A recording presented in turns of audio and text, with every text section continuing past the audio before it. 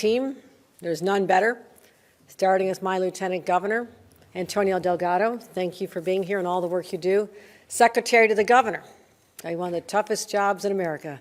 Karen Persachili-Keough, thank you for all you do, your wisdom, your guidance. Our Acting Budget Director, Sandra Beatties, thank you for stepping up and using your experience working that office for many years to get us to where we are today, so thank you, Sandra.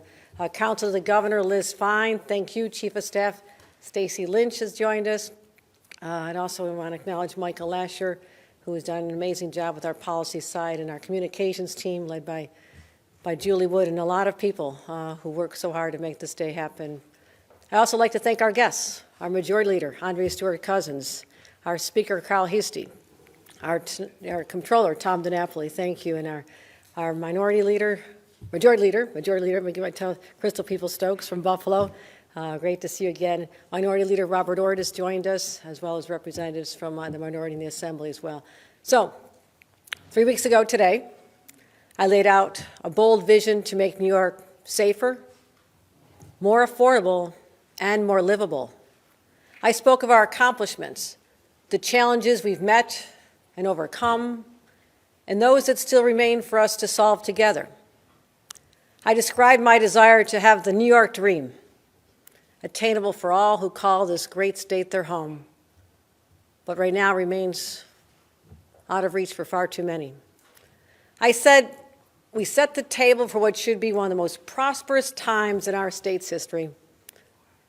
But if New Yorkers don't feel safe, they can't afford to buy a home, they can't pay their rent, the cost of everything keeps rising, then nothing we've done will make a difference. So today, we're here to talk about how we can help more New Yorkers realize their dreams. So our agenda focuses on affordability, livability, safety, and includes groundbreaking proposals dealing with housing, mental health, child care, public safety, and even a minimum wage increase during these difficult times. All this just to make it a little bit easier to be a family living here in New York. And I recall that 1 year ago, I presented my budget to an empty room. We were in the throes of the Omicron surge, the chaos that it created. And at the time, I reaffirmed my belief that as governor, my top priorities were to protect the safety, the health of New Yorkers, our people, but also to protect the health of our economy. And despite all the hardship and heartbreak we had faced during COVID, and all the rebuilding that had to be done, that we worked together, the economic outlook at the time, 1 year ago, was actually very positive. We had unprecedented revenues coming to our state from Washington.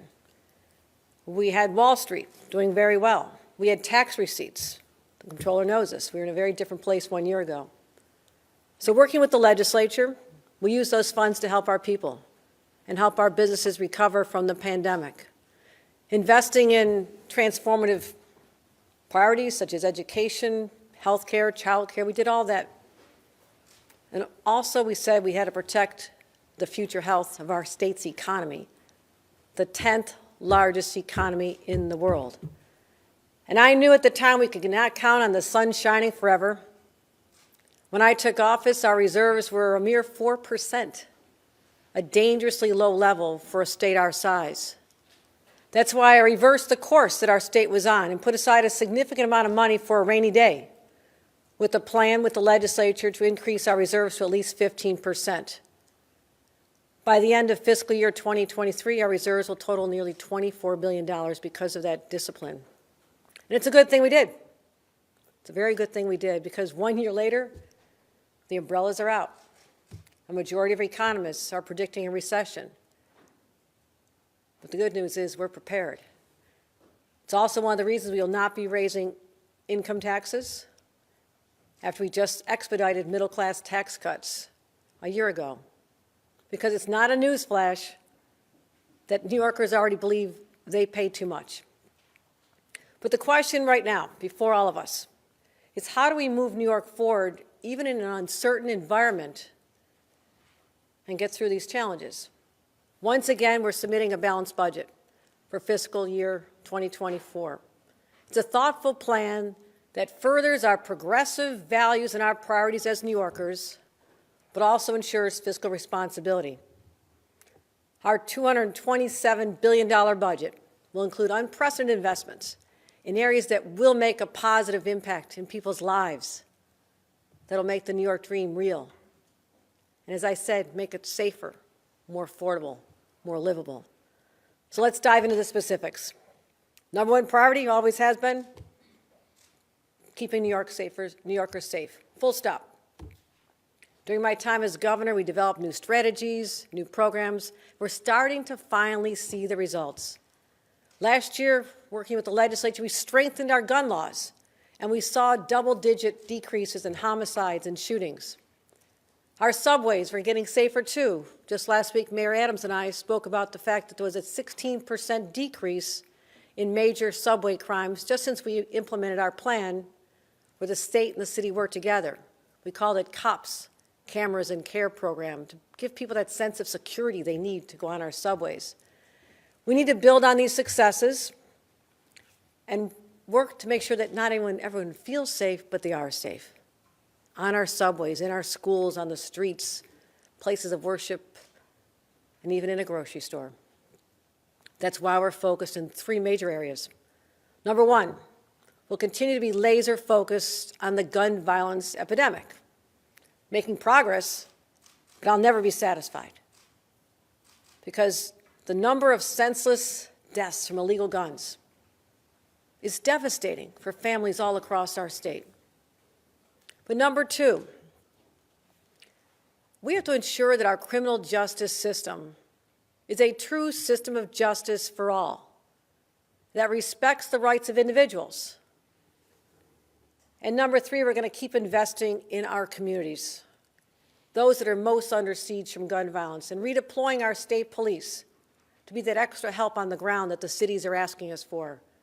So first, our $337 million plan to reduce gun violence. As part of that, we'll be making the largest investment ever in our gun-involved violence elimination initiative.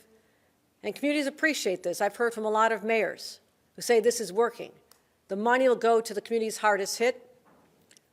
We'll open new crime analysis centers to assist in solving crimes, more data sharing for our local partners, and continue our New York-led, first in the nation, 9 states focused, working together, sharing information, tracking the traffickers to stop the flow of illegal guns from coming into our state.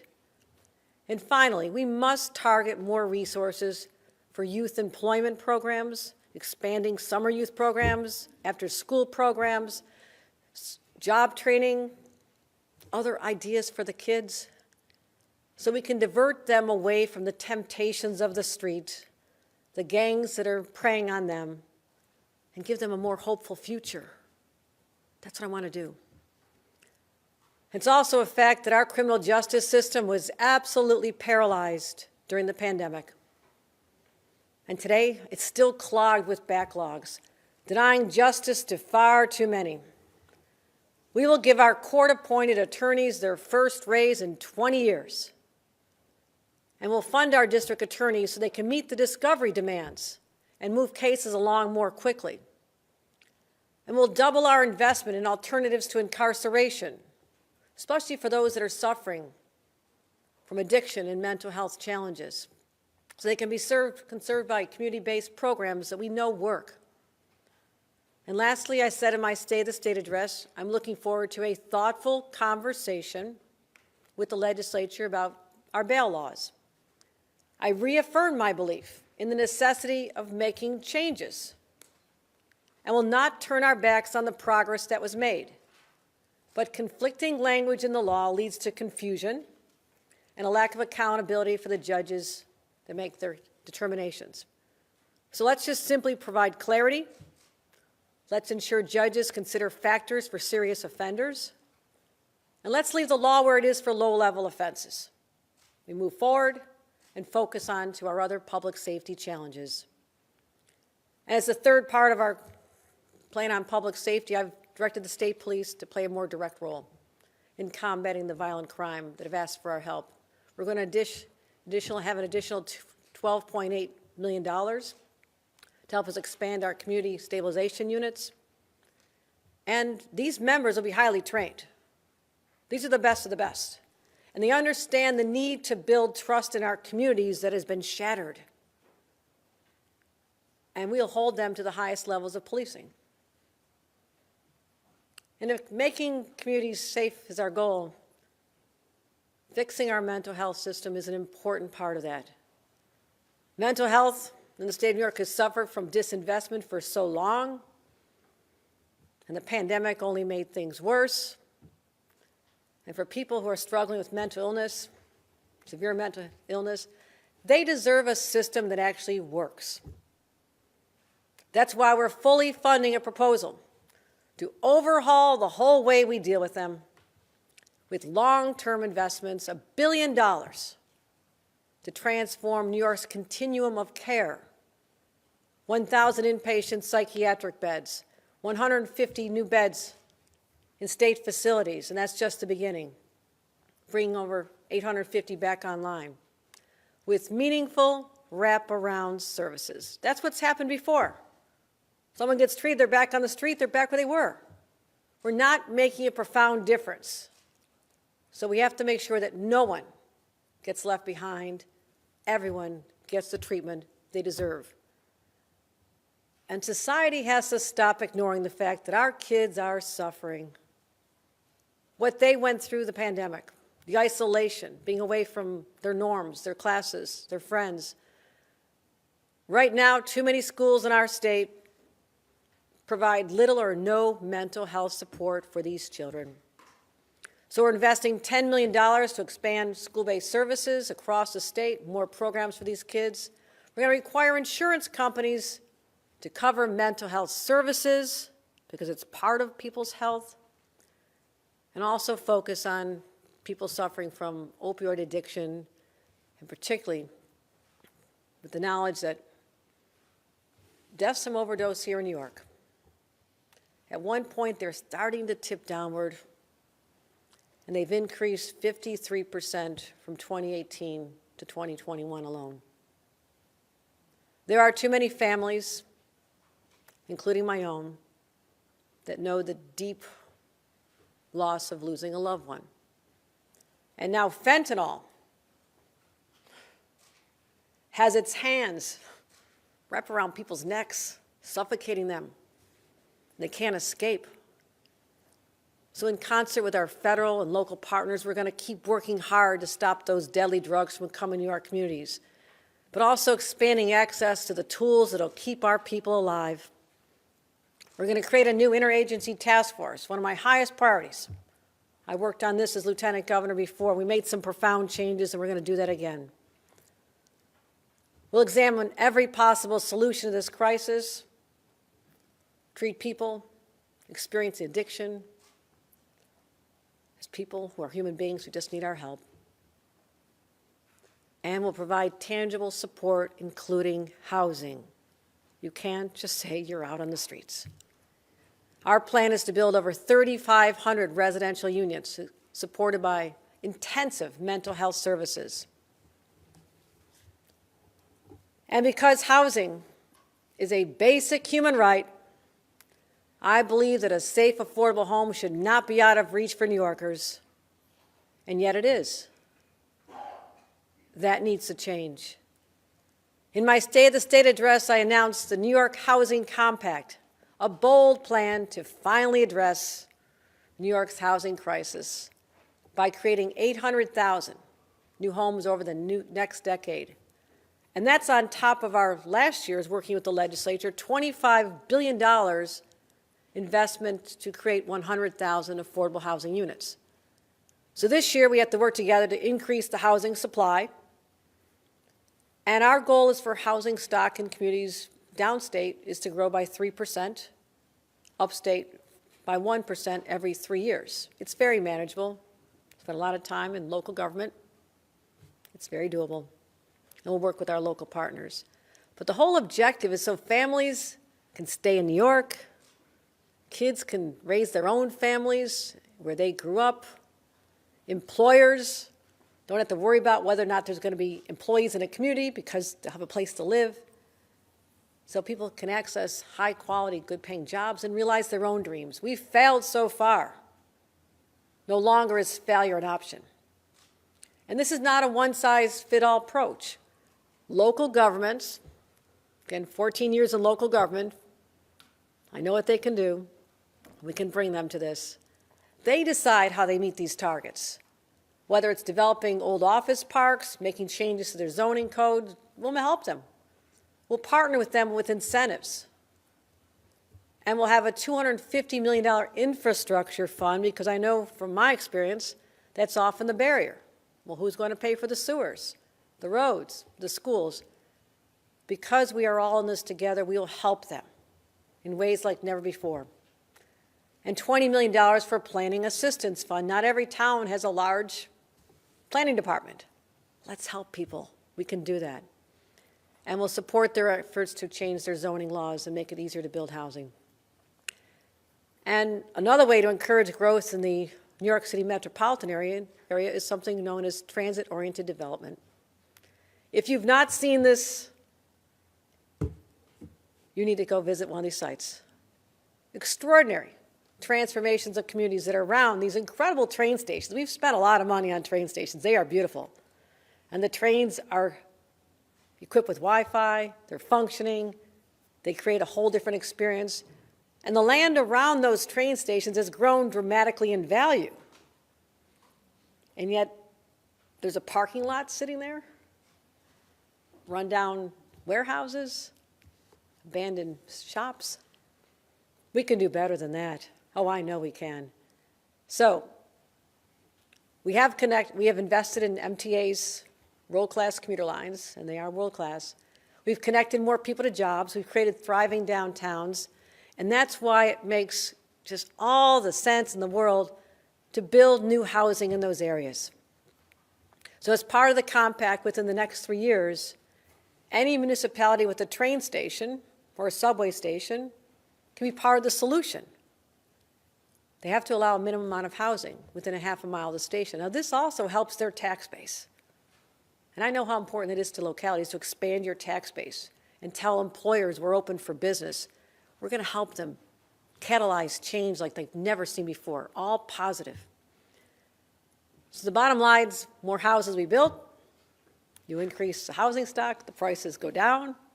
It's called supply and demand. And then New Yorkers get what they deserve, options, opportunities. And we have to make sure that the housing is safe. We have a lot of old housing stock here in the state of New York. I think it's among the oldest in the country. No New York child should ever be exposed and grow up in a home where they have lead poisoning.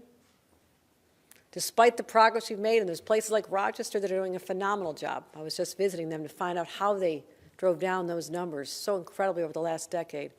We have over 7,000 kids still newly diagnosed in this day and age with lead poisoning. We know what it does to them, holds them back, greater chance of being held back in school, not getting services, sometimes ending up at the wrong end of the criminal justice system. We're going to invest nearly $40 million to create a fund to have a lead inspection requirement in rental properties in the 24 hardest hit communities is just to get started. But also we think about our kids. It may sound cliche, but the key to their future is a good quality education. And we have to prepare the next generation for success. Last year, legislator, executive, we worked together. I provided more than $31 billion in school aid. More than ever anyone could have imagined before. But this year, we're going to break the records again because we have to. Our kids are still struggling. Our teachers have been through so much. We've lost a lot of teachers. We need to attract them. So to get our kids back on track, we're going to invest $34.5 billion, the largest school aid increase ever, and a $2.7 billion increase in foundation aid, fully funding the formula for the first time in history. We're investing in career and technical education, because not everybody has to go to college. I was just in Buffalo, talked to a guy who wants to have 500 jobs. He said 85% of them will only require a high school degree. Majority Leader, I told him there's a lot of openings on the east side of Buffalo. That's actually where he's looking now. So you don't need a college degree. These are good paying jobs. Let's get people the training they need. So with $20 million more in grant funding, we'll support those programs, new early college, high schools, P-Tech programs. There's a lot of ideas out there. And I'm committed to ensuring that kids get the high quality education they deserve and that parents have the options that they deserve to meet the needs of their children. And to help the affordability crisis for parents, we're going to continue our investments in childcare, increasing it to an unprecedented $7.6 billion over the next 4 years. As the first mother to lead this state, I know how real this is, I know how important it is, but believe it or not, in our state, with the resources we already have to help people, only 10% of families are eligible and taking advantage of it. Why is that? I believe the system has been designed to be so cumbersome, so complicated, people say, why bother? That's not how government should work, and it won't work that way anymore. We're creating instant eligibility for parents who already receive some level of government support, so we know they need the help, they would qualify based on their income, automatically eligible for child care. And expand access to families, again, increasing the income eligibility. When I first took office, the maximum you could earn to have this kind of assistance was $55,000 for a family of 4.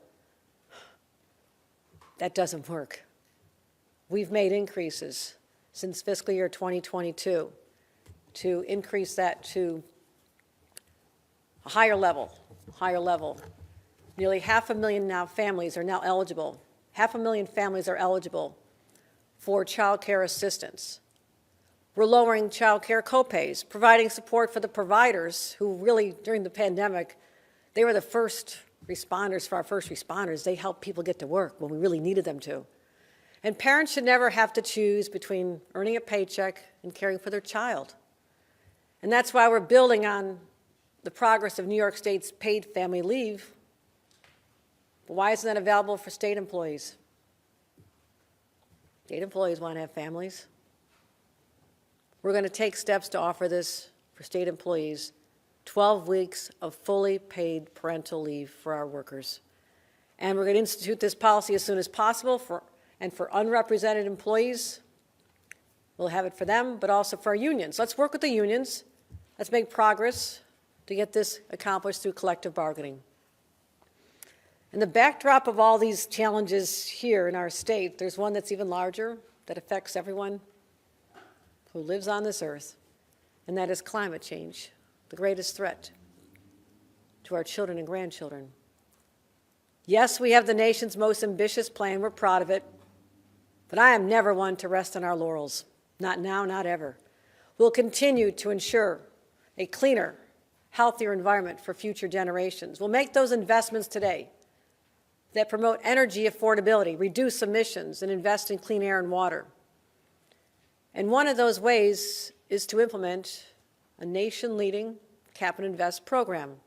This will limit greenhouse emissions, it prioritizes health, and it's established to ease the financial burden on hardworking families, homeowners and renters, especially our seniors, who are so worried and struggling to pay their utility bills, especially during this brutally cold winter.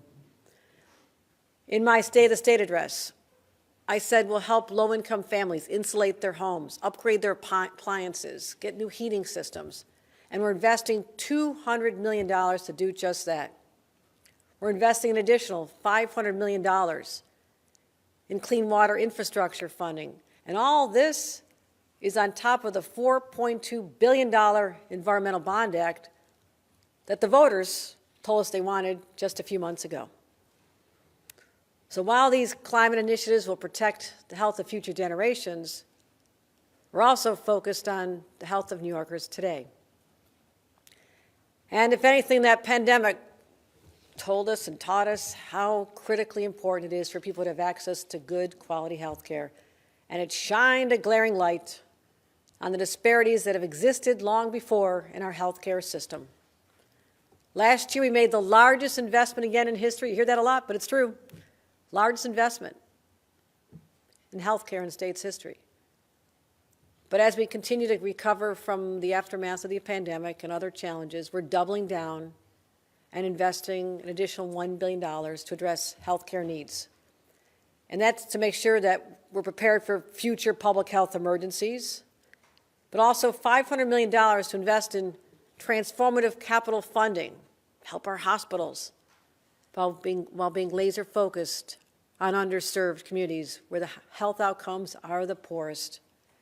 We'll also establish new healthcare technology program leaning into telehealth services. Again, you think about the simplicity of getting a checkup by using your iPad or your cell phone, talking to a doctor, your therapist, mental health provider.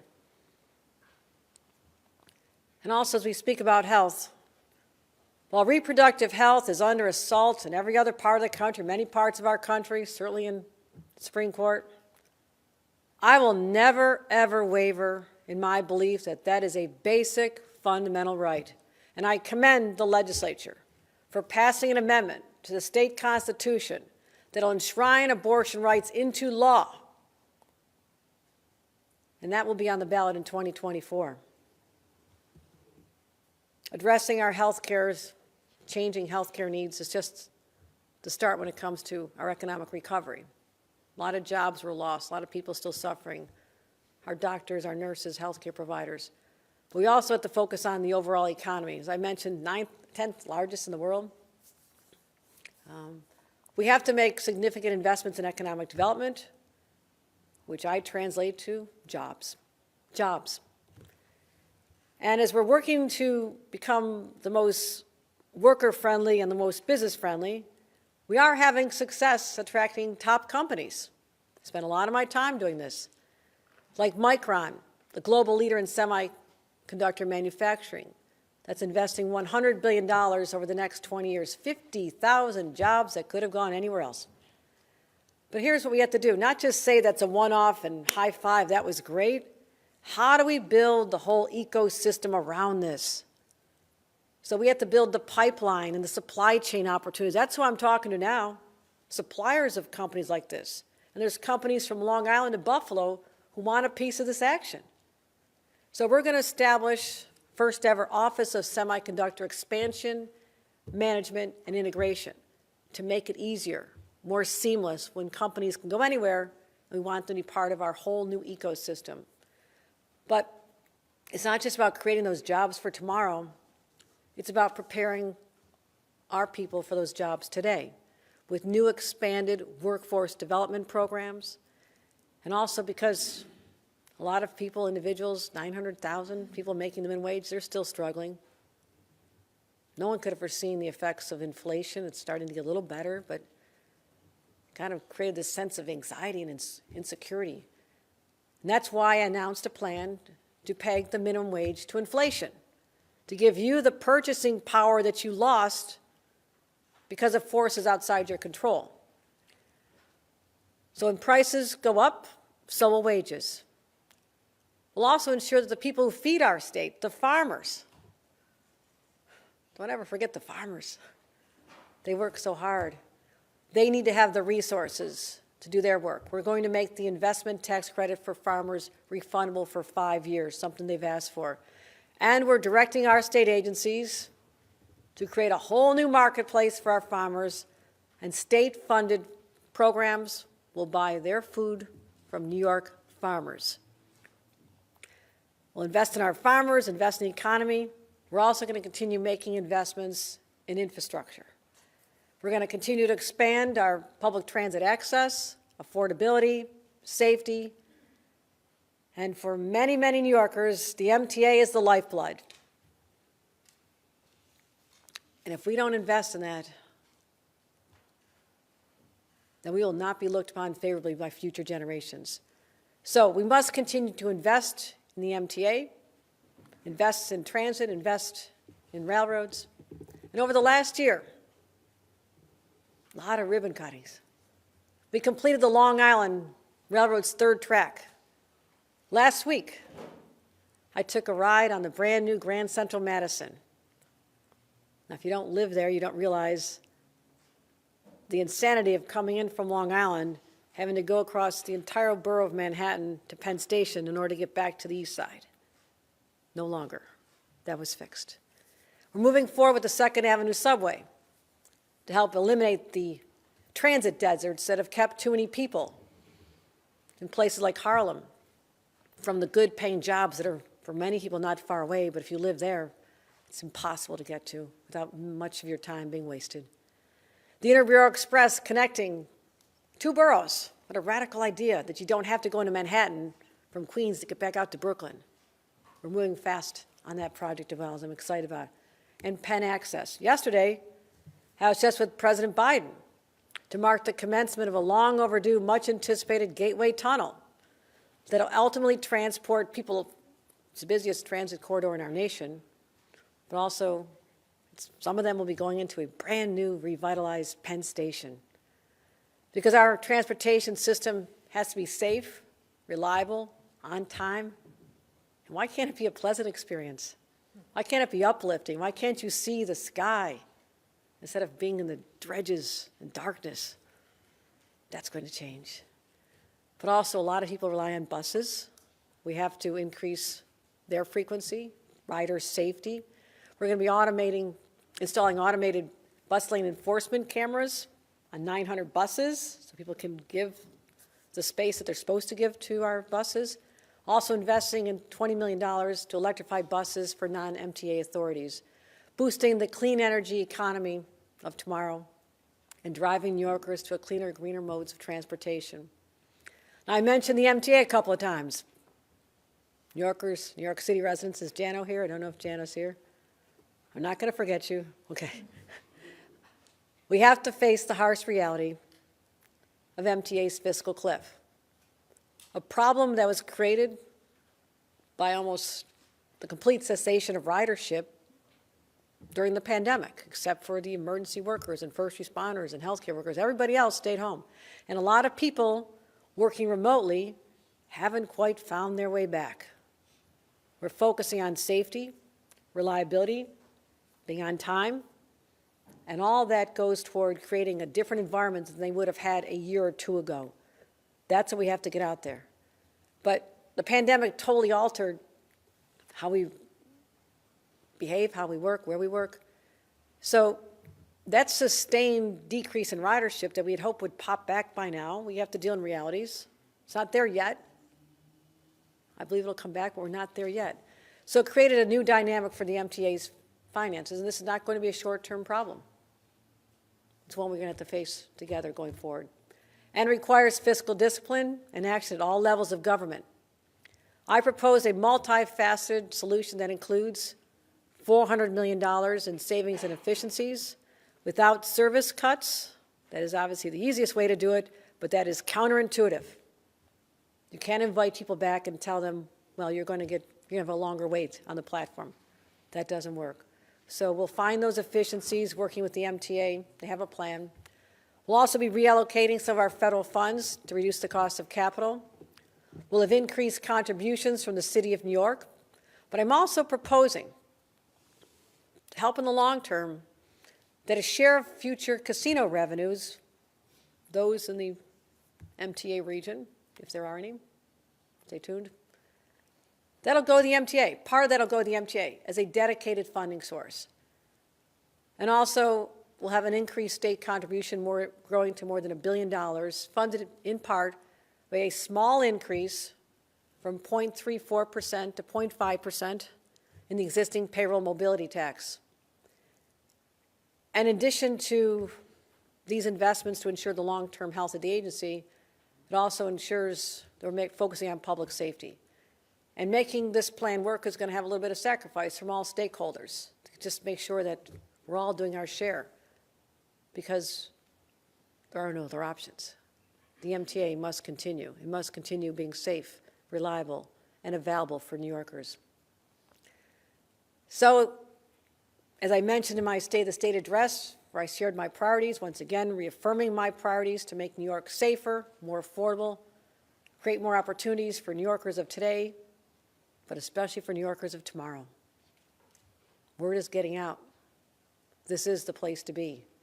And I tell everyone, you do not want to miss an extraordinary comeback, because there's an energy here, an energy that was lost for too long. But I can feel it. I walk the streets of our smallest communities, biggest communities, doesn't matter. People are starting to feel good again about this state, and I'm proud of that. And we're going to continue opening doors of opportunity to people who've been historically blocked from equal access at success. We're going to continue to protect and enshrine the basic rights that we cherish here in New York as other states slide backwards. And we'll continue to be nation leading in every way when it comes to combating climate change, meeting the housing demand, mental health, whatever it is. This is New York. We will be nation leading, and the nation expects that. They do look to us. I've laid a lot out. We have more to do. There's a lot more in the budget book. This is just some of the top lines. I'll just say this. When I was a young attorney working on Capitol Hill for Senator Daniel Patrick Moynihan, it's true I didn't have many female role models to look up to. But there was one who had just left the political world but was still a force, who distinguished herself, a New Yorker, someone who still inspires me to this day when I think about the challenges she overcame as being one of the first, and that's Representative Shirley Chisholm. She once said something that I take to heart. You don't make progress by standing on the sidelines, whimpering and complaining how tough it is. You make progress by implementing your ideas, period. This is a pivotal moment for our state. We can't just sit on the sidelines, wish things were different. If we want to make real progress for our people, we can. And I believe that the members of the legislature want to do that. You know that I want to do that. And I believe we'll also be judged by our constituents of today, but perhaps generations from now. And they'll have that question. Did New York State meet the moment and actually implement the ideas that'll help everyone achieve the New York dream? In my heart, I believe that by working together in the partnership that people expect, the partnership we've already established, we can and we will. Thank you very much.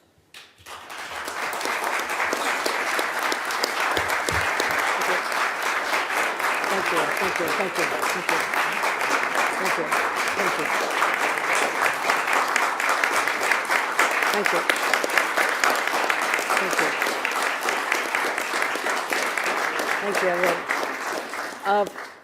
Later today, our acting budget director, Sandra Beatty, will be giving members of the media a very in-depth look at the numbers. We'll certainly be briefing the members of the legislature. We met yesterday to have conversations, get them going. But for now, we'll let our guests depart.